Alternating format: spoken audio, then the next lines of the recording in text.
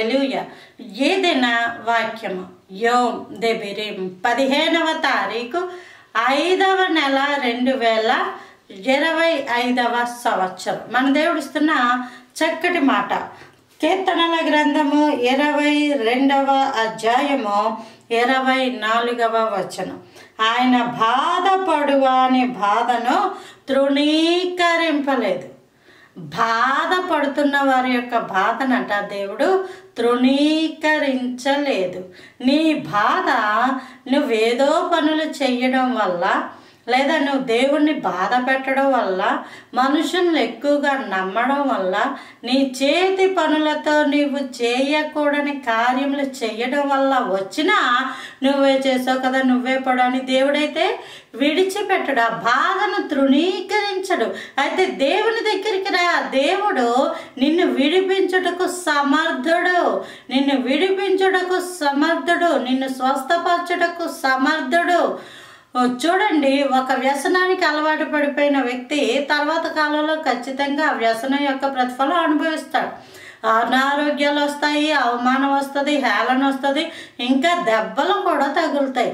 అప్పుడు మనుషులు అంటారు, ఒకప్పుడు ఇలా చేసాడండి, దాని యొక్క ప్రతిఫలమే అనుభవిస్తున్నాడు అని అంటారు. కానీ దేవుడు ఏమంటాడంటే, ఆ సమయంలో కూడా నువ్వు దేవుని మీద ఆధారపడితే దేవుడు నిన్ను తృణీకరించడు.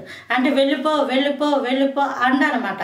దేవుడు ఏమంటాడు, అయినా సరే దేవుని చెంతకు వస్తే ఆయన నిన్ను తన కౌగిటిలో హత్తుకొని నీ పాపాలు క్షమించి నీ ప్రాణము అంటే ఆత్మకు నెమ్మది దయచేసే గొప్ప దేవుడు, నెమ్మదిని దయచేసే గొప్ప దేవుడు.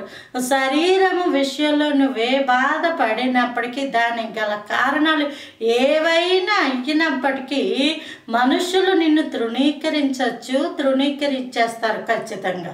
అయితే దేవుడైతే నిన్ను తృణీకరించడు, దేవుడు నిన్ను హత్తుకుంటాడు, దేవుడు విడిచిపెట్టాడు, దేవుడు మేలు చేసే గొప్ప దేవుడు. బాధపడువాని యొక్క బాధను చూసి ఆయన తృణీకరించడు. నువ్వు ఇలా చేసావు కాబట్టి నీకు ఇలా అయింది అని బైబిల్ గ్రంథంలో ఎక్కడా దేవుడు చెప్పినట్టు మనము చూడం. ఎంత ఘోర పాపినైనా దేవుడు క్షమిస్తాడు. కాబట్టి నీ పాపాలు ఒప్పుకొని దానిని విడిచిపెడితే దేవుడు నీ ఆత్మకు నెమ్మది, నీ శరీరానికి స్వస్థత అనుగ్రహించును గాక. Praise the lord. ఆమేన్.